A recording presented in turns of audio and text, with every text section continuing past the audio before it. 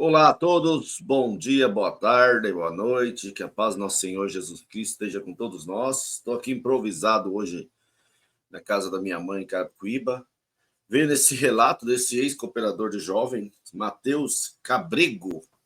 Muito, achei muito interessante a forma como ele conta a sua passagem dentro da CB, no seu ministério, na sua convivência, na forma de pregar, nos ensinamentos. Ele traz aqui um forte relato, eu gostaria de compartilhar com vocês, Matheus Cabrego. E vale a pena você ver ele contando quando ele era chamado pelo ministério, que ele era ensinado, o ministério ensinar para ele, quando ele começou a entender as escrituras, ter conhecimento e o conflito de ser aprender uma coisa dentro da CB, e a escritura dizer outra coisa, e esse conflito. Eu achei muito interessante esse testemunho dele aqui. Eu gostaria de compartilhar com vocês. Sem mais delongas, vamos ao relato desse irmão. O som meu aqui está no máximo, eu não sei como vai aparecer para você, que a coisa você aumenta aí depois. Na hora de ouvir, já deixe seu like, se inscreva no canal. E aqui um forte testemunho, um relato, né? Um testemunho galáctico do Matheus Gabrego.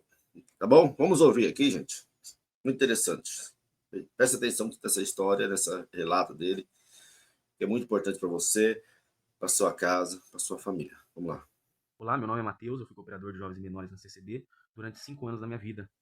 Eu sou eternamente grato a Deus porque Ele se revelou a mim através das Escrituras e me chamou ao arrependimento e transformou meu coração. E hoje eu posso dizer que eu tenho uma vida nova em Cristo Jesus. Vida essa de crescimento na graça e na verdade. Estou gravando esse vídeo porque nos últimos dias eu tenho conversado e discutido os pontos doutrinários com membros da congregação cristã no Brasil e tenho ficado bastante assustado e preocupado com algumas respostas, com algumas cutucadas, com alguns ataques, os quais eu tenho recebido. Fato é que a congregação ela vem buscado responder às críticas de forma formal, no papel, com tópicos de ensinamento, tópicos de doutrina, mas na realidade nada muda. O pensamento é o mesmo, principalmente no ministério mais periférico, nos interiores, nas periferias, na Irmandade, nada muda. Ainda existe um entendimento de que sim, a congregação é a graça, que a congregação é a obra de Deus, que só devem ter comunhão com quem está dentro da congregação, e quem não está na congregação não é irmão, não é salvo, e que as pessoas que saíram da congregação é o joio. Se saiu da congregação não presta, se saiu da congregação é porque pecou. E olha só que pensamento mais herético, mais miserável, porque todos nós pecamos todos os dias. Não há quem não peque. Não há um homem sequer que não peque. Aliás, a Bíblia fala que todos pecaram, todos estão destituídos da glória de Deus.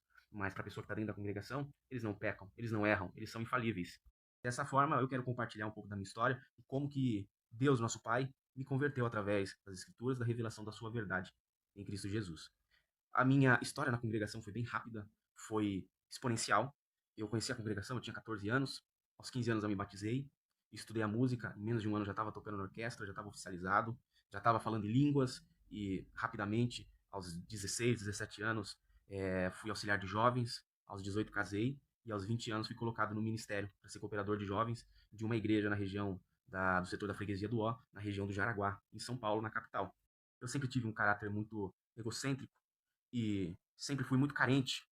E as pregações da congregação preenchiam essa carência e esse egocentrismo, porque elas levantavam a minha autoestima e faziam eu me sentir especial, zeloso, de boas obras. E aquilo fazia eu me sentir, uau, olha como eu sou bom, olha como eu sou demais, eu sou um servo de Deus, na graça de Deus, olha como eu sou diferente dos demais. Eu sou um valente, eu sou um soldado, eu sou um santo. E aquilo fazia eu me sentir de uma forma que nada no mundo fazia eu me sentir. A congregação e as suas pregações preenchiam todo o meu ego. Somado a isso, o legalismo. Me tornei uma pessoa muito radical. Usos e costumes para mim era inegociável. Quando casei, não comprei televisão. Ganhei uma televisão de presente e procurei mantê-la escondida para que ninguém a visse. Me sentia mal por ter aquela televisão. Usar bermuda? Jamais. Deixar a barba? Nunca. Usos e costumes para mim era algo inegociável. A forma de eu falar, a forma de eu andar. Eu procurava olhar para os mais antigos, procurava olhar para o ancião, imitar e fazer igual. Eu era praticamente um idoso de 60 anos num corpo de um menino de 18 anos. Como dizem por aí, eu estava fazendo curso para ser ancião. E essa minha conduta me fez adentrar o ministério com 20 anos de idade. Eu não conhecia nada de Bíblia, eu não conhecia nada da vida. Eu não tinha como aconselhar uma pessoa, porque eu tinha pouca bagagem de casamento, eu tinha pouquíssima bagagem de paternidade, tinha acabado de virar pai, eu não tinha bagagem nenhuma e o mais importante, eu não conhecia de evangelho, eu não conhecia de Bíblia e eu não conhecia de Jesus. E eu não conhecia de doutrina bíblica, não conhecia de doutrina apostólica, não conhecia a história da igreja cristã. Então, meu ministério sempre foi regado à profecia e pregações extremamente rasas, sem profundidade. Eu não falava de Jesus, eu não falava do reino, eu não abordava tema como salvação, como santificação, como glorificação. Eu não falava daquilo que precisava falar. Eu não falava da vida debaixo da graça. Minhas pregações eram baseadas em profecia, misticismo, expulsava espírito, falava mais de demônio do que de Cristo, virada de cativeiro, bênçãos e mais bênçãos materiais, que levava o povo à histeria, à glorificação, aquele barulho na igreja, e eu descia do púlpito e eu achava que eu estava servindo a Deus. Que aquele que prega heresia na congregação, na maioria das vezes ele faz com a sinceridade, mas a sinceridade nem sempre é algo bom e proveniente de Deus. Às vezes nós somos sinceros com o nosso próprio coração, o nosso coração que é enganoso. Eu gostava das rodas de oração, eu gostava das profecias, eu gostava de falar em línguas, eu gostava de pular, de sapatear. Quando eu pregava, parecia que eu ia morrer, ficava vermelho. E algo muito curioso é que quando eu tirava o óculos e fechava a Bíblia, aí começava a profecia. Ou seja, quando definitivamente acabava o assunto da Bíblia, aí o culto virava. Tirou o óculos, ou seja, não está enxergando as letras, fechou a Bíblia, não está vendo mais a Bíblia, o culto virava, capotava, virava do avesso, e nada disso demonstrava o verdadeiro caráter de Deus, a sua aliança para com o seu povo, a sua graça, a sua verdade, a sua misericórdia e a sua justiça. Mas eu sou extremamente agradecido a Deus, porque veio a pandemia, o afastamento dos cultos, e nós estávamos em casa acompanhando tudo online, e todas as heresias, e todas as mentiras vieram à tona. Através dos cultos online, eu pude perceber e fui despertado pelo Espírito Santo sobre os erros doutrinários e os problemas graves da instituição. Pregações como Jesus Cristo não entrou no reino, como pregações que enalteciam a CCB, chamando ela de graça, de caminho, de verdade, pregações que falavam que a CCB é a estrela. Teve coleta que falou, teve palavra que falou que a coleta é santa e faz parte da salvação. Teve ancião que falou que Deus pode até perdoar, mas o ministério não perdoa. Teve ancião que falou que só é pobre quem não tem Cristo. E um pouco mais recente, também ouvi ancião falando que as conclusões da Bíblia é farelo, é um lixo, não serve para nada. E também já ouvi que se alguém criticar, perde a guia do Espírito Santo. Pedidos de dinheiro com tom de desespero, pedindo descaradamente pro povo deixar de andar de carro, deixar de usar a gasolina ou de comer uma pizza, comer alguma coisa que goste para pegar esse dinheiro e dar na coleta. Quantas reuniões de ministério que eu participei, que o senhor presidente da instituição dava aulas de como que você vai pedir dinheiro pro povo. E ele falava: conta uma, duas, três obras sobre coleta que Deus multiplicou, você vai ver que o povo vai contribuir. E ele falava 10, 20, 30 minutos sobre como pedir dinheiro pro povo. Nós íamos pro Brás para receber instrução de coleta. Eles não nos ensinavam a como pregar de uma forma mais bíblica. Eles não nos ensinavam sobre a palavra de Deus. Não nos ensinava sobre graça, sobre justificação, sobre eclesiologia, sobre igreja. Não, eles ficavam nos ensinando por tempo e tempo e tempo sobre como pedir dinheiro para o povo. É claro que isso refletiu nos cultos online. E isso veio à tona porque as coletas diminuíram na pandemia. E o desespero daqueles homens, para que tanto dinheiro? Para construir templo na pandemia? Para que tanto bloco? Para que tanto cimento? Para que tanta areia? Vai dar areia para o povo comer? Vai dar cimento para o povo comer? E percebe como que eles diminuem o Senhor Jesus e o seu nome. Sempre se refere como o Senhor, evitando o nome. Ele, esse, Cristo. Eles nunca falam Jesus. Tudo isso machucou muito o meu ego institucional. Aquele negócio de eu faço parte de um povo diferente. Nós somos demais, nós somos incríveis. Isso veio por terra. E eu pude perceber que a igreja que eu frequentava e que eu amava tinha problemas gravíssimos. E não eram só problema, eram heresias. Outros momentos em reunião de ministério também me fizeram enxergar esse desprezo com as escrituras. Em uma reunião de cooperador de jovens no meu setor, na freguesia do Ó, uma reunião que tinha 5 anciães que presidiam sobre os cooperadores de jovens, e ali era tirado dúvida, era discutido os assuntos, a gente levava os temas para conversar com os anciães, e alguém começou a falar sobre conhecimento bíblico, e é sempre no tom de pejorativo, de questionar, de confrontar o conhecimento bíblico, e um dos anciães que estavam ali tomou a palavra e disse que muitas vezes ele passava a noite de joelho, com a Bíblia aberta, lendo a Bíblia, e orando, e chorando, e pedindo para que Deus ensinasse a ele sobre as escrituras, para que ele pudesse passar para o povo aquele conhecimento. E aí ele confessou que muitas vezes o ministério não pregava a palavra de forma expositiva e tinha que pregar profecia e bênção porque era o que o povo pedia e o que o povo precisava, mas que ele queria muito chegasse o dia que o ministério pudesse pregar a Bíblia e não profecia. Imediatamente um outro ancião, mais antigo que ele, tomou a palavra e afirmou que quem estuda a Bíblia é louco. fica reuniões que aconteciam no Brás também, era muito comum um daqueles anciães do conselho levantar e dar conselhos, dicas para aqueles que eram os iniciantes, os obreiros apresentados. E ele recomendava muita coisa. Ele recomendava que precisava ter amor, precisava de oração, de jejum, honrar os mais antigos, respeitar o horário, mas nunca falava de ler a Bíblia e estudar a Bíblia. Inclusive, diversas vezes era falado que nós não precisávamos de estudo bíblico. O que a gente precisava era orar, para que Deus desse revelação e virtude, sem estudo, sem leitura, sem dedicação, só revelação e virtude. Então, observando tudo isso, eu tentei reformar o meu ministério, o caráter do meu ministério, e busquei desconstruir jargões, ensinos e doutrinas estranhas da palavra de Deus na minha reunião de jovens.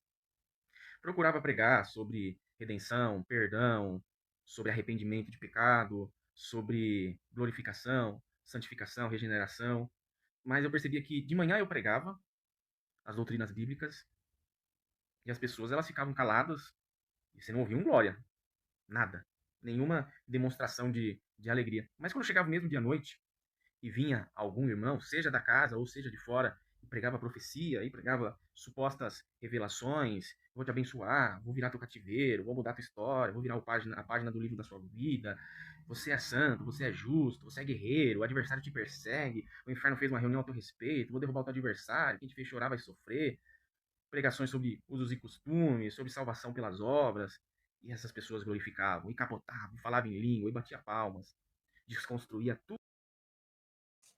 Rapaz, hein? Interessante, hein? Testemunho desse irmão muito forte, hein? Presta bem atenção na fala que ele. O que ele fala aqui, gente. Tudo que ele fala. Não precisa nem acrescentar nada. Não vou nem atrapalhar. Veja aí. Tudo que eu tinha pregado, tudo que eu tinha ensinado era desconstruído. Já teve episódio de eu ligar para o ancião e falar: eu estou ensinando a Bíblia, mas ninguém quer ouvir. Mas vem um ancião de fora, um ancião lá da região do Jaraguá, o rapaz só prega que vai virar a página do livro da vida. Tudo isso. Se for na igreja dele 10 vezes Deus vai virar a página do livro da sua vida. Eu queria saber assim, que Deus é esse aí que vira a página todo dia. Todo dia esse Deus vira a página do livro da vida dessa galera aí. E esse camarada foi lá na minha igreja e fez capotar. No mesmo dia que a reunião de jovens estava vazia, que ninguém mais queria ir, que estava silenciosa, parecia um cemitério. Mas quando esse ancião, herege, pregou essas besteiras, esse triunfalismo, a igreja capotou. E eu liguei pro ancião e falei: cara, eu não sei mais o que eu faço. Eu prego Bíblia, ninguém quer ouvir, o camarada vem aí, prega essas coisas. Foi, irmão. Há quem tem o dom de mestre, mas há quem sabe fazer uma boa festa. Cada um com o seu dom. Ah, então o cara sabe fazer festa. E isso aí o povo gosta. Agora a Bíblia o povo não gosta. Além disso, era percebido no meio do ministério de muitos um amor fingido. Porque na minha própria comum congregação, minha esposa foi chamada de endemoniada pelo ministério. E não houve quem a defendesse. Muitas vezes julgada pelo corte de cabelo. Cortou o cabelo, irmã? Não, não. Tirei para lavar. Era a vontade que dava para responder. Também fui exposto perante a Irmandade, porque eu permiti que os casados recitassem em fila, porque eles me pediram. Irmão, a gente queria tanto recitar. Será que uma manhã a gente não podia fazer isso? E eu deixei. Formou as filas para recitar. Recitaram e teve quem contou que através dessa liberdade trouxe muita alegria, contentamento, pessoas depressivas que ficaram felizes, que voltaram a sorrir por causa desse momento. E por causa disso, o ministério me expôs, porque um moço divorciado, que casou com uma moça, uma organista da nossa igreja, divorciado, e eu deixei ele recitar. Eu não sabia nem que ele era divorciado, que é divorciado, tem filho, enfim, e existe um certo preconceito dentro da instituição com esse fato. Não sei da história do moço direito, não o julgo e tampouco é do meu interesse, mas eu permiti que ele recitasse, e o ministério, num dia em que eu não estava presente na igreja, expôs para a Irmandade publicamente que eu agi de forma inadequada e que eu desrespeitei as regras da igreja, e que as regras estavam lá para serem respeitadas. Para mim é muito claro que a estrutura institucional é muito mais importante do que o sentimento de qualquer ovelha. O ministério não está nem aí para o que você sente, para o que você pensa. Em algum momento eu fiz um comentário, eu acho que talvez se a gente fizesse desse jeito, alguma coisa relacionada a dia de Santa Ceia, eu acho que ficaria melhor para a Irmandade. E um dos irmãos do ministério, um ancião, falou: o irmão Mateus pensa muito no povo, tem que pensar mais no bem da obra de Deus. E o que é uma igreja se não é o corpo de Cristo, se não são as pessoas, os membros? Um episódio que foi crucial para minha renúncia, numa reunião de jovens que eu estava atendendo, e nos meus últimos dias de ministério, eu estava fazendo essas pregações mais confrontosas ao pecador, chamando para arrependimento, pregando sobre a graça, sobre o sacrifício de Jesus. De repente, o cooperador começou a frequentar as reuniões de jovens. O camarada não faltava uma, ia lá, levava instrumento, dizia que não ia atender e ficava tocando na orquestra. Quando ele não estava, estava a esposa. E numa dessas reuniões, eu usava os tópicos de ensinamento da congregação para desconstruir alguns fatos que existiam dentro da igreja, porque a congregação ela não segue os tópicos que ela tem. A congregação existe uma no papel e existe outra na prática, né? Então eu pegava os pontos de doutrina e eu estressava eles, eu detalhava, pegava ali as passagens com a mocidade, com as crianças, e naquele dia foi falado sobre batismo. E eu expliquei o batismo tal como ele é na visão cristã. Um ato de confissão pública de fé, de arrependimento e suficiência de Jesus Cristo para a salvação. E aí então, aquela pessoa é recebida como membro do corpo de Cristo. Assim eu ensinei, fui na palavra de Deus, expus os versos necessários, e aí eu sempre dei liberdade para a mocidade perguntar o que eles quisessem perguntar. Não tinha isso pode, isso não pode. Eles perguntavam e eu respondia. E aí alguém perguntou sobre pedobatismo, né, batismo de criança, e eu expliquei para eles que existiam sim igrejas, instituições que praticavam pedobatismo, e eu expliquei, olha, essas instituições enxergam o batismo como substituição da circuncisão. Então por isso que eles batizam as crianças, porque eles acreditam que a criança era circuncidada para fazer parte do povo de Deus, da aliança, da mesma forma a criança. Mas nós estamos numa instituição que acredita que o batismo é pela fé, pelo credo, né, o credo batismo, precisa ter 12 anos. Aí eu expliquei a visão do Pedro e expliquei a visão do credo. Expliquei os dois lados da moeda, e aí a pessoa forma opinião e toma suas decisões. Os pastores da igreja não podem impor a opinião pessoal e a visão de doutrina dele para a igreja. Ele precisa ensinar. O cooperador, não. Ah, esse assunto aí não precisa falar disso. Interrompeu. Tá bom. Aí eu continuei dando liberdade. A cidade pode perguntar.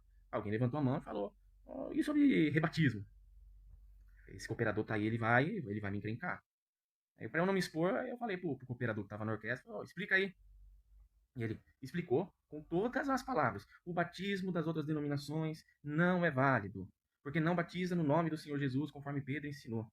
Isso é uma heresia, porque o Senhor Jesus é a mesma pessoa do Filho, e a fórmula batismal das outras denominações é em nome do Pai, do Filho e do Espírito Santo. Deus Pai, Deus Filho, Espírito Santo. Trindade. O Filho é o mesmo que Jesus, 100% Deus e 100% homem. Tinha uma auxiliar de jovens que gostava de Bíblia, que gostava de estudar, que tinha interesse. Ainda tem, às vezes a gente ainda conversa, não ficou quieto. Ele questionou o irmão do ministério. E ele falou: não, é válido sim. O que determina a validade de um batismo é a fé em Jesus e o arrependimento. Na hora o menino foi silenciado. O irmão que estava lá na orquestra falou: pode parar com esse assunto, encerra, dá andamento, chama o hino, toca o hino, acabou por aqui. E adivinha o que eu fiz? Eu segui o que o cooperador falou. Eu fui covarde, eu me senti muito mal depois desse dia, porque eu deveria ter ajudado o menino e eu devia ter pregado a palavra de Deus para aquele herege. Posso dizer que eu fui covarde muitas vezes, muitas vezes. Vezes que eu deveria ter pregado o evangelho, vezes que eu deveria ter falado do Senhor Jesus, vezes que eu deveria ter confrontado o sistema e eu fiquei calado, Eu começava a pregação de forma expositiva, mas quando eu via que o povo estava desinteressado, o meu ego trabalhava em mim de uma forma que eu tinha que fazer aquele culto virar, eu tinha que fazer a coisa ficar fervorosa. E em vez de continuar a exposição bíblica, eu me corrompia e eu cumpria o desejo do povo e pregava aquilo que eles queriam ouvir. É claro que conforme eu pregava mais expositivamente, os convites para pregar fora de casa também diminuíam muito. Aqueles irmãos que chamavam, que convidavam, né? Vamos lá, vem aqui, bora ali. Esses convites eles diminuíram muito. Mas às vezes em que eu preguei fora de casa, mesma coisa. Eu começava a pregar expositivamente, no meio do caminho eu percebia que a Irmandade começava a fomentar um culto mais fervoroso, né? Começava a olhar com cara desinteressado, alguém fala um misericórdia ali, e você acaba se vendo forçado a fazer o culto virar, e você tem que entregar para o povo. Então, o povo é animado, o povo quer ouvir aquilo que eles querem escutar. Mas isso foi dessa maneira até um dia. Teve um dia que eu viajei para a cidade de Belo Horizonte a trabalho, e naquele dia eu tinha combinado com o ancião de atender um culto no Morro do Papagaio, uma comunidade lá em Belo Horizonte, perto da região central de BH. Tava tudo marcado, o dia, a hora, ele avisou a Irmandade, tava tudo marcado, só que eu tive alguns imprevistos no trabalho, e deu 7h30, eu avisei para ele: ó, irmão, eu não vou conseguir ir no culto, eu tô preso no trabalho. Ele falou: olha, não sei o que você vai fazer aí, mas você tem que aparecer aqui porque a Irmandade tá te esperando. Vou ver o que eu faço. E aí conversei com o meu chefe, na época, pedi para ele me dispensar, falei que tinha um compromisso, e aí eu fui para esse culto, eu e mais um irmão da CCB, que trabalhava comigo naquela empresa, e a gente a caminho, eu mandando mensagem para você: ó, tô indo, tô atrasado, mas tô indo. E a Irmandade tá cantando o hino aqui, nós estamos esperando você, o culto não começa enquanto você não chegar. A Irmandade já tá na comunhão. E eu cheguei na igreja, 8 horas, realmente, a igreja já estava falando glória, aleluia, em línguas, enfim. Eu entrei, uma igreja muito simples, um povo muito simples. Sentei ali no banco do ministério, no banco premium, no banco gourmet.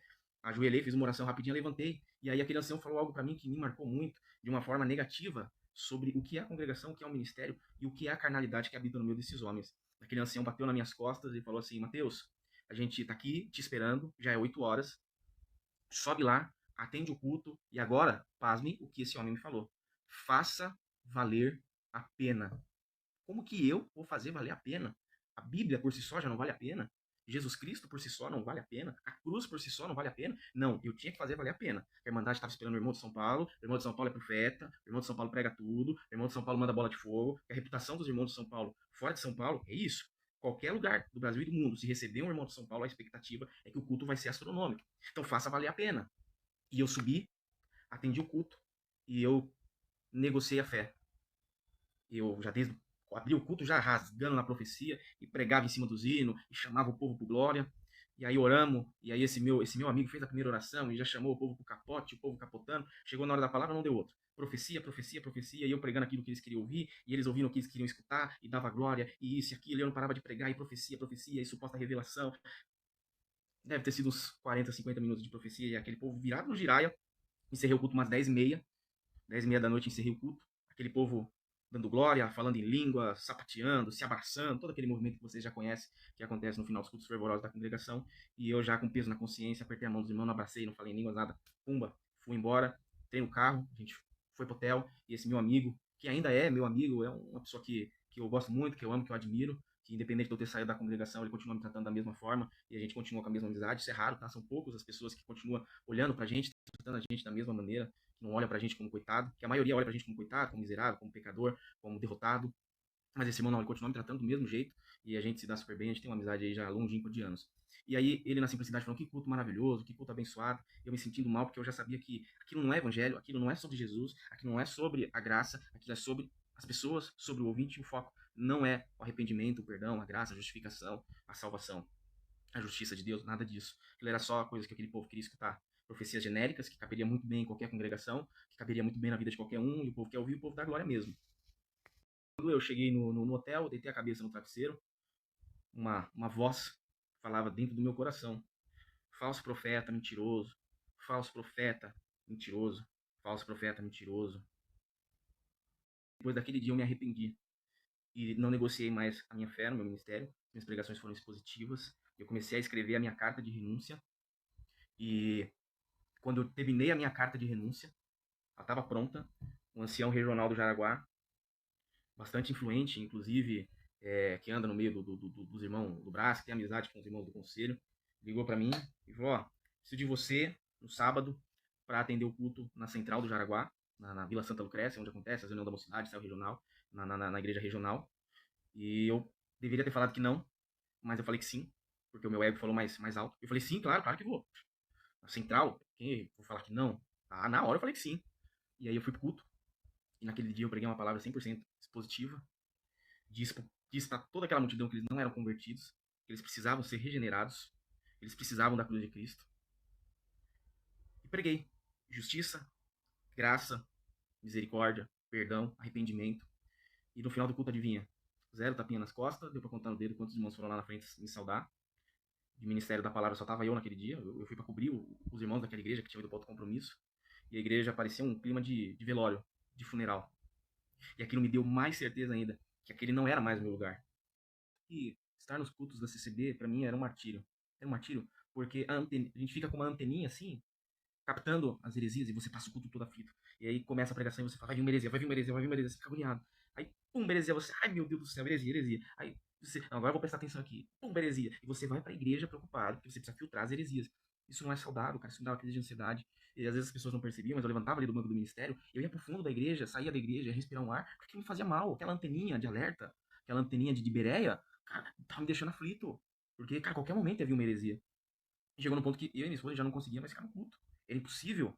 Né? Teve um culto que a gente foi, que o abençoado do ancião pregou que os anjos estavam com inveja daquele povo, porque aquele povo, esse povo é santo, esse povo é justo, olha só, olha as vestes dessas irmãs, olha essas irmãs de véu, olha esses irmãos de terno, olha os instrumentos, olha a santidade, os anjos estão com inveja desse povo. Rapaz, aquilo me deu ali um nojo, um asco, que eu e minha esposa a gente não aguentou. Ela me ligou, o telefone tocou, eu já falei: vixe, tá alguém passando mal. Aí eu saí da igreja, atendi, ela falou: não tô aguentando ficar aqui. Eu falei: eu também não. Vamos embora? Vamos. Pumba, vamos embora. Teve outro culto que a gente tava na nossa comum, e aí veio um cooperador de jovens profeta, que agora, outra coisa, presta atenção, só se levanta pro ministério legalista, religioso ou profeta. São os dois tipos de pessoas que estão muito bem amarradas com a instituição, idólatras. Presta bem atenção nisso. Não vai levantar um irmão que tenha um senso crítico um pouco mais apurado no conhecimento bíblico. Não, ou vai chamar o legalista, religioso, ou vai chamar o profeta. Ambos idólatras da instituição. Pois bem, e aí esse cooperador de jovens profeta foi atender o culto e nada de Jesus, e só eloquência e virtude, e a oração foi uma catástrofe, porque era um amigo desse cooperador de jovens, foi com ele que orou, aquela oração egocêntrica, aquela oração que não tem quebrantamento, aquela oração que não tem humilhação, sabe? A oração assim, no tipo, Deus, faz isso agora, esse tipo de coisa, sabe? E aí, na hora dos testemunhos, o operador Jonas começou a contar testemunho, e Jesus nada, e eu naquela agonia, e ele contou, não, que eu tava num lugar, e eu peguei, e eu tava, não tinha carne, não estava provado, não tinha dinheiro, e eu peguei um pedaço de alface, e eu falei, nossa Deus, como eu queria comer um pedaço de carne. E aí ele falou que a hora que ele pegou aquela alface, colocou na boca e mordeu, o alface virou carne, escorreu gordura e sujou a blusa dele. Meu Deus do céu, esse homem tá contando uma possível 99,9% de chance de ser uma mentira cabeluda, contando algo que não edifica nada, que não aponta para Jesus. Que se você pegar, nos evangelhos fala que Jesus ele fez sinais. Sinais o quê? Que apontam para uma validação de que ele era o Filho de Deus enviado na Terra. Ou seja, os sinais validam o Cristo. A gente pergunta, esses milagres que são contados na CCB, eles apontam para Jesus? Eles validam a obra de Jesus? Não. Pois bem, a hora que aquele irmão contou essa obra aí, esse suposto testemunho, de novo, eu olhei pra esposa, a esposa olhou pra mim e falou, não, vamos embora. E aí a gente saiu da igreja, a gente tava de carona nesse dia, então a gente foi, comeu um churros, o churros tava muito melhor que o culto. O churros faz mal pra saúde, mas faz menos mal do que o culto da CCB. E a gente voltou pra igreja depois, e aquele cooperador de jovens olhou no fundo do meu olho, e eu já não tava mais congregando de terno, tava com a barba por fazer, eu já tava nos finalmente. E ele falou assim, firme? Eu olhei no fundo do olho e falei, firme, meu irmão, firme. E aquele foi o último culto que eu fui da congregação. E aí, conversando com a minha esposa um dia, ela leu o livro de Romanos. O livro abençoado é o livro de Romanos, que mostra quão miserável e depravado nós somos e o quanto nós precisamos da graça, da cruz de Cristo. E quando eu cheguei em casa, ela falou, eu li o livro de Romanos. Eu, legal, hein, parabéns. Ela, eu não vou mais para aquele lugar, não. Como assim? Eu não vou mais, não. Eu entendi o evangelho. Eu não quero mais pisar os meus pés naquele lugar. Aí eu, pelo amor de Deus, não faz isso. Eu tenho que pregar para aquele povo, eu tenho que falar do evangelho para aquele povo. Eu preciso levar a palavra. Como eles vão crer se não há quem pregue? Ela olhou para mim e falou assim: eles não querem ouvir o que você tem para dizer. Mas você tem um problema. Eu preciso ser pastoreado, eu preciso ser discipulado, eu preciso ir para a igreja, eu preciso ouvir uma pregação bíblica, eu preciso crescer em conhecimento. E os seus filhos? Você vai permitir os seus filhos irem naquela igreja ouvir heresia, ouvir besteira, ouvir mentira dos seus filhos? E aí, é algo que eu vou falar para você que está pensando em sair da congregação, que entendeu a verdade, mas que ainda não tem coragem. Pensa na tua família, pensa nos teus filhos. Até quando você vai permitir os seus, aqueles que você ama, ir naquele lugar e receber no coração a semente da falsa profecia, a semente da falsa doutrina, a semente da salvação pelas obras, a semente de usos e costumes, de legalismo? E foi a partir dessa conversa que eu tomei a decisão de eu renunciar definitivamente ao meu ministério. A carta já estava pronta e comigo eu falei, eu vou guardar essa carta na gaveta. Na hora que eu estiver cansado, eu entrego e renuncio. Mas nesse dia, o Muito interessante, né? Meu Deus do céu.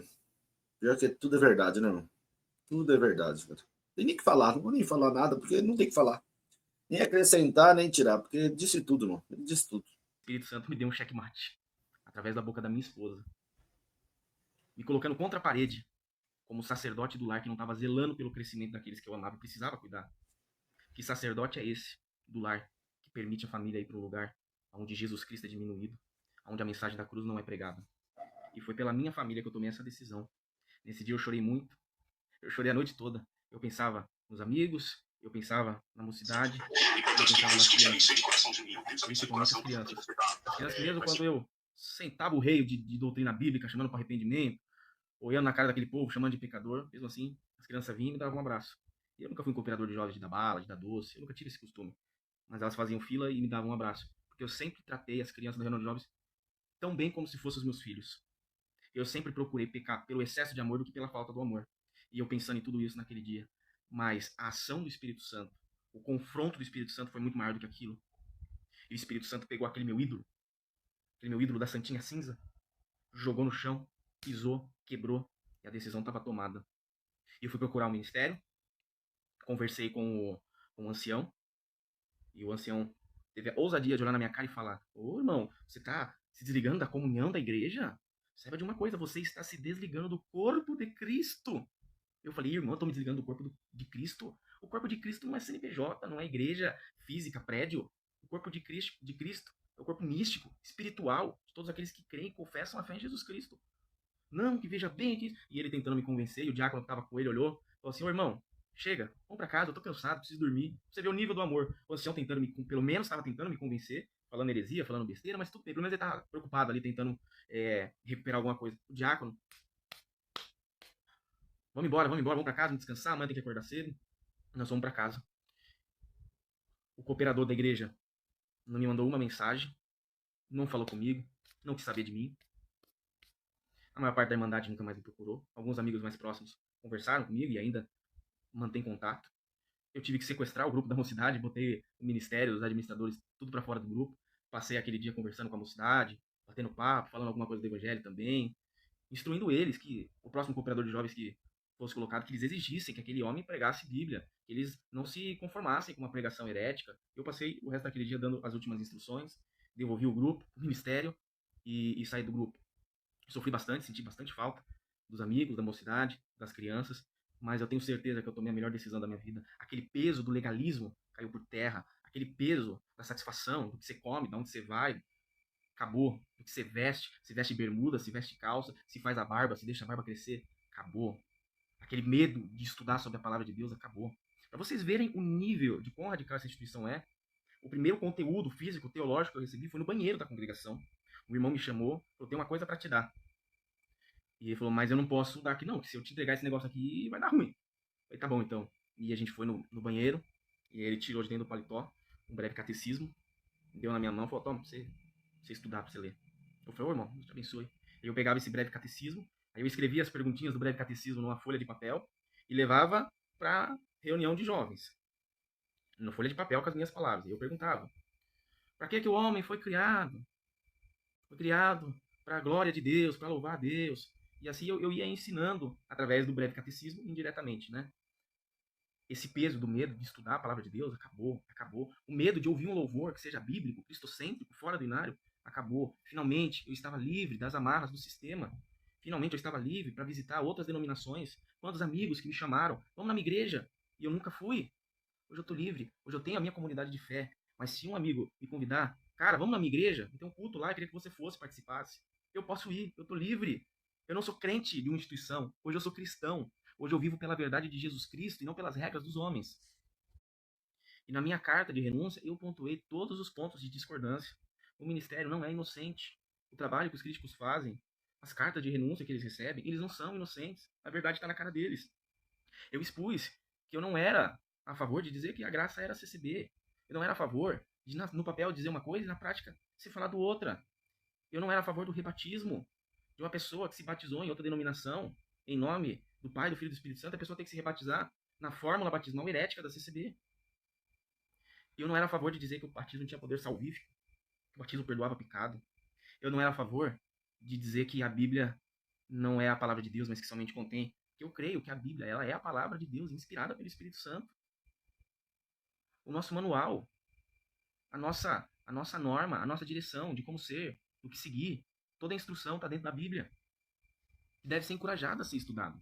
A palavra de Deus nos ensina a examinar a Bíblia. Agora imagina você vai num médico, você está com pneumonia, por exemplo, tira uma chapa do teu peito, aí o médico pega o teu exame, o teu raio-x, aí ele fecha o olho e fala, eu vou adivinhar o que eu preciso fazer para você. E fecha o olho e tenta adivinhar.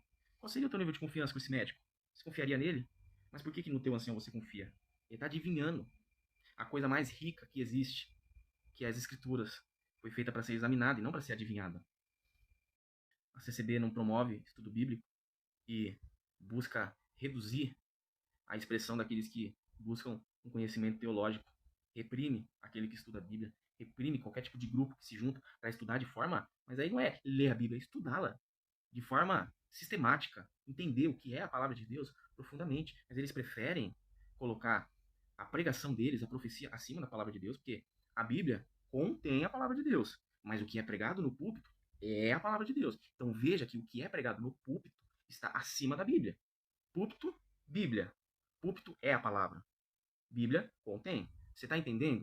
Eu preciso desenhar? Para as pregações de salvação por obras, que sempre me enojou. A exigência dos usos e costumes, regras criadas por homens, regras essas que são inspiradas pelo diabo para distanciar o homem de Deus. Porque como que você se religa com Deus, né? Religião, religar, como você se conecta novamente com Deus. Ou seja, em Adão a gente quebrou essa conexão, essa amizade entre Deus e o homem, mas através de Cristo, o mérito de Cristo, a gente volta a ter comunhão com Deus. Como? Somente por Cristo. Mas na CCB não é assim. É Cristo e obras. Cristo e legalismo. Cristo, uso e costume. Cristo e fazer a barba. Cristo e sair vestido. Cristo e véu. Cristo e cabelo comprido não pode cortar. Então Cristo nunca é suficiente. Sempre é Cristo e mais alguma coisa. Entra naquela barganha de balança de obras. Se você fez coisas boas, Deus vai te abençoar. Se você tem crédito, Deus vai fazer milagre. Meus irmãos, se Deus fosse colocar as nossas obras numa balança, as nossas obras seriam infinitamente negativas. E a palavra de Deus é claro. As nossas melhores obras de nós mesmos são como trapos de imundície para Deus. Trapos de imundície, para ilustrar, é como os panos que eram colocados sobre a secreção das doenças de pele, dos leprosos, a secreção da lepra, você colocava ali um trapo de imundícia.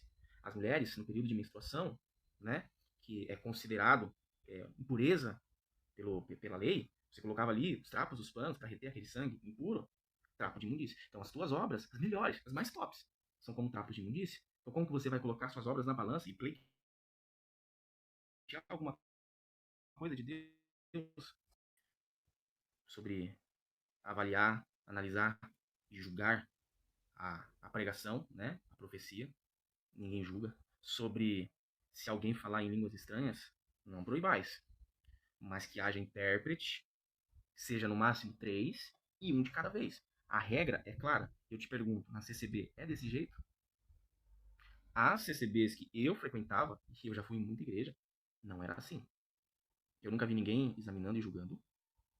Eu nunca vi nenhuma igreja que tinha a interpretação da língua estranha. E eu nunca vi uma igreja em que era no máximo 3 que tinha que ser um de cada vez. É sempre uma bagunça. Sempre uma bagunça.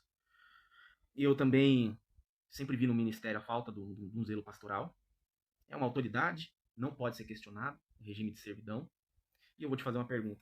Se você questionar o teu ancião, o teu cooperador, sobre doutrina, sobre comportamento, ou sobre uma pregação dele, como que ele vai reagir? Você já parou para pensar nisso?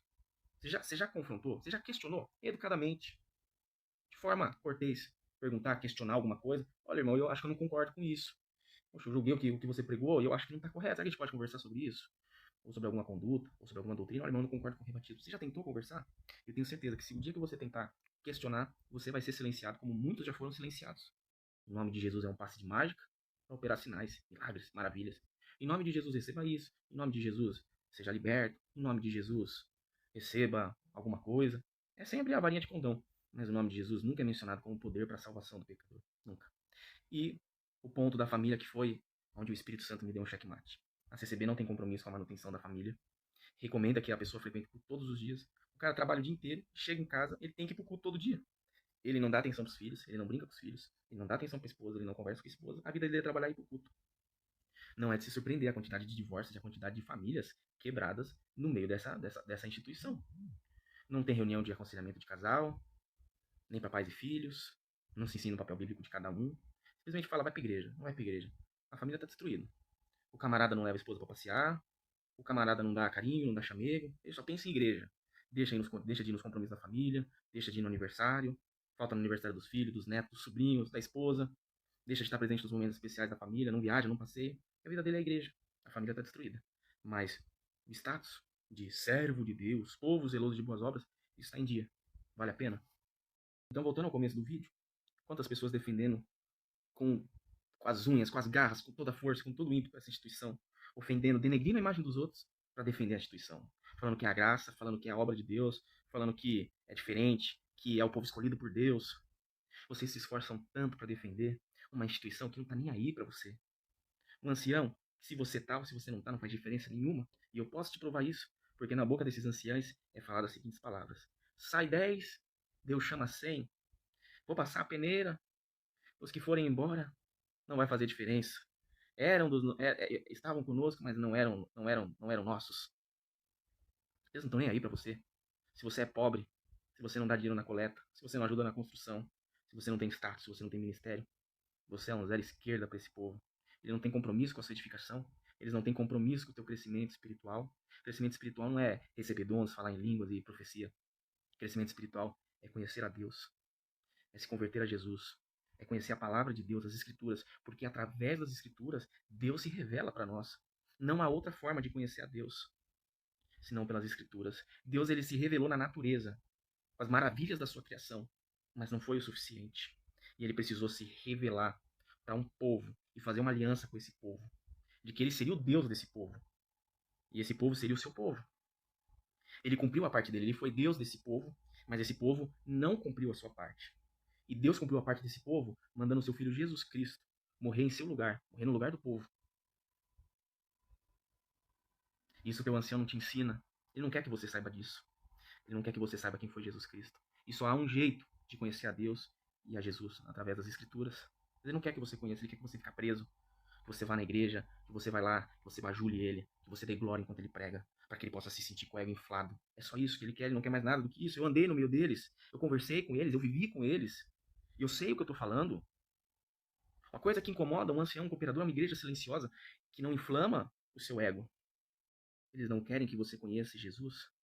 Porque o dia que você conhecer Jesus verdadeiramente, você vai estar livre deles. Como Paulo, que era judeu de judeu, príncipe dos fariseus, crescido aos pés de Gamaliel. O dia que ele conheceu Jesus, ele não quis mais nada disso. Ele se desligou, ele se desprendeu e ele trabalhou para o reino. Ele não trabalhava mais para os fariseus. Ele combateu os judaizantes, os legalistas, porque para ele era o reino e nada mais. O dia que você conhecer Jesus e se converter a ele, você vai estar livre das amarras do sistema. E é isso que o teu ancião não quer. Então para de defender essa instituição que não está nem aí para você. Olha para a cruz de Cristo. Ele morreu por você. Ele deu a vida por você. Ele recebeu a ira de Deus. Não pensa você que Jesus se afligiu, chorou, porque estava com medo dos pregos ou dos soldados. Ele era Deus, vai ter medo de prego e de soldado? Não, ele se afligiu, porque ele sabia que a ira de Deus viria sobre ele. Toda a ira do Pai, toda a justiça do pecado. Você tem um Deus infinitamente santo, e você tem um povo que peca contra esse Deus. Qualquer pecado contra um Deus infinitamente santo é um pecado infinitamente mortal. E Jesus entrou bem no meio e recebeu toda essa ira infinita, essa justiça infinita de Deus por você. Então você nunca mais fala que a congregação é a graça, que a congregação é o caminho. Você nunca mais defende esse ancião que te esconde a verdade, que te ludibria, que prega aquilo que você quer escutar para que você encha o ego dele. Você nunca mais fala, porque aquele que morreu por você não foi teu ancião e não foi esse prédio cinza. Quem se fez carne e habitou entre nós e morreu por nós foi Jesus Cristo Salvador, o nosso Senhor. Sem palavras, irmão. Sem palavras. Não dá nem para comentar nada, né? Triste ver como eu falo sempre, né, irmãos? Eu não odeio a CCB, eu não quero a destruição da CCB, eu gosto, sabe? Gostei, fiz muita amizade, foram 25 anos, quase, vamos colocar aí 1/3 da minha vida, né? A gente não sabe até quanto vamos viver. Mas, gente, amo muito o povo da CCB, tenho muitos amigos, muitos irmãos do ministério, amigos, sabe? Deixei de ir na casa de muitos para que não prejudicar ele, para achar, foi na casa do fulano, alguém falou alguma coisa. Mas, gente, sem palavra, né? Não tem nem que se eu acrescentar aqui, mas vou atrapalhar esse vídeo, só dizendo que eu não sou contra a CCB. É triste ver como esse ministério que hoje está na liderança não se volta para as escrituras, gente, e vai contra as escrituras dizendo que a Bíblia contém a palavra de Deus e o que eles pregam no púlpito é a palavra de Deus. Gente, é triste, sabe? Eu não sou contra, eu creio, sabe, nos dons de Deus, sempre falo aqui, sabe? Muitas coisas lindas eu já fiz, creio, realmente concordo com esse irmão. A gente tem que ler Mateus Labrego, que a gente tem que ler as escrituras, buscar a Deus, orar, jejuar, santificar, sabe? Eu amo a Deus, nunca vou negar as coisas de Deus, nunca vou. Sempre falo aqui, mas como a rotação do canal é muito grande, muitos seguidores, mais de 1.000 seguidores por mês, sabe? Uma vez estava em casa, e, irmãos, e o Senhor visitou meu coração para mim na casa, comprar na pizzaria, comprar 2 pizzas e um refrigerante e levar na casa da irmã Tamara, que morava aqui na Vila Lourdes, em Carapicuíba. Eu agora estou aqui em Carapicuíba, eu lembrei disso. Ouvindo o irmão Wagner falando aí. E eu fiz aquilo, irmãos. Era por volta de 10h30 da noite, corri na pizzaria, normalmente aqui fecha 11 horas a pizzaria, comprei 2 pizzas, cheguei na casa da Mantamara. A Mantamara, o marido dela tinha deixado ela com 2 filhas, uma porta de ferro, de bar, ela morava num bar, porta de ferro de bar, num cômodo só. Era o dinheiro que ela tinha para pagar aluguel, ela trabalhava diarista de dia, para pagar aluguel, 2 filhas pequenas, quando tinha serviço ela ia. Cheguei na porta de ferro lá do bar, bem devagarzinho, bati na porta de ferro, Mantamara, Mantamara. Ela falou, já vou, já vou. Ela falou, não faz barulho, porque o dono do cômodo aqui mora em cima e ele não gosta que faz barulho. Abrimos aquela porta bem devagarzinho, descemos com as 2 pizzas, o refrigerante. Falei, Tamara, nós só veio aqui, tá horário da tarde, nós só veio aqui fazer isso, entregar essa pizza para a irmã. Nós estamos embora. Falei, não, vocês vão entrar. Vocês não sabem a obra que Deus está fazendo. E aí nós entramos ali, baixamos aquela porta bem devagarzinho. A irmã Tamara falou assim, hoje quando eu cheguei do culto, as minhas 2 filhas pequenas, né? Falou, mãe, tô com vontade de comer uma pizza. Compra uma pizza, mãe, compra uma pizza. Ô, filha, a mãe não tem dinheiro, a mãe não tem dinheiro. Só tinha arroz para comer, irmão. Come esse arrozinho aí, vai dormir. Quem sabe amanhã Deus prepara. A filha dela pequena comeu aquele arroz puro, foi deitar. E a irmã Tamara pegou, dobrar o seu joelho e foi orar. Falou, Senhor, olha a situação que eu estou. Meu esposo me abandonou, estou aqui morando sozinho nesse bar, né? Cômodo. E agora minhas filhas chegam do culto, Senhor. E o Senhor me pede uma pizza e eu não tenho R$1, Senhor. Que situação que é essa, Senhor? Ela chorando aí no pé do Senhor. E enquanto ela orava, eu do outro lado da cidade, o Senhor mandava comprar 2 pizzas e levar lá. Fala assim. E eu agora, levantando a oração, o Senhor ouviu minha oração e trouxe vocês aqui. Ele acordou as filhas dela, a filha dela acordou alegre, chorando, comendo uma pizza ali, agradecendo a Deus. Então, gente, Deus é maravilhoso, gente. Deus procura o sincero, verdadeiro, né? De puro e sincero coração, como está escrito, muitos me louvam com a boca, mas o coração está longe de mim. Não é questão de você ter um dom de visão, de revelação, de profecia, que você não deve estudar a Bíblia, a Escritura. O principal é as Escrituras. Quem está na frente do povo tem que estar apto a ensinar, e para estar apto ele tem que conhecer, tem que estudar, tem que examinar. Veja o significado da palavra examinar. Veja o significado da palavra examinar. E infelizmente, a instituição não dá esse valor. Não existe isso, gente. A pessoa não tem conhecimento nenhum, vai para o ministério, sobe lá e prega a benção para o povo. O que significa a palavra examinar? Vamos ver junto aqui, que a Bíblia diz para nós examinar a Escritura, né? O que significa?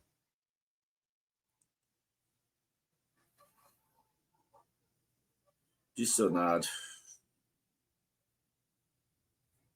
Procurar, pesquisar, explorar cuidadosamente.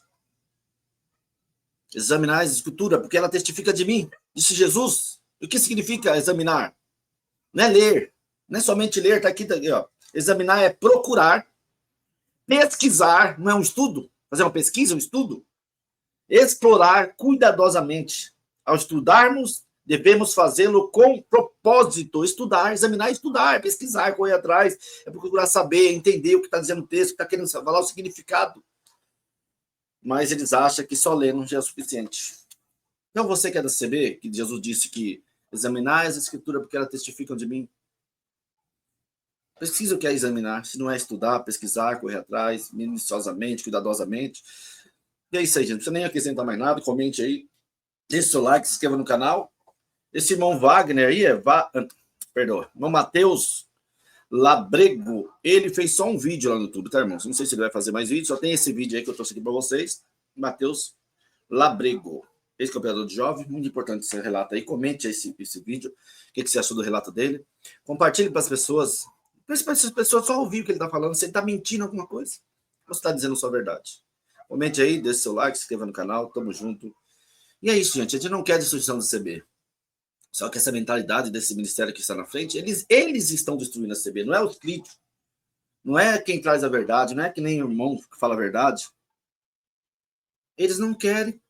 Acha que o dom de Deus levanta o cara lá por nepotismo, por amizade, por negócio, por CNPJ, por empresário, e acha que o cara já levantou hoje, já pode sair profetizando na casa. O cara nunca nem leu a Bíblia. Nem o Novo Testamento o cara nunca leu. Comente aí, gente. Fique com Deus. Até o próximo vídeo. Um grande abraço a todos. Bom final de semana, uma boa semana. Até o próximo.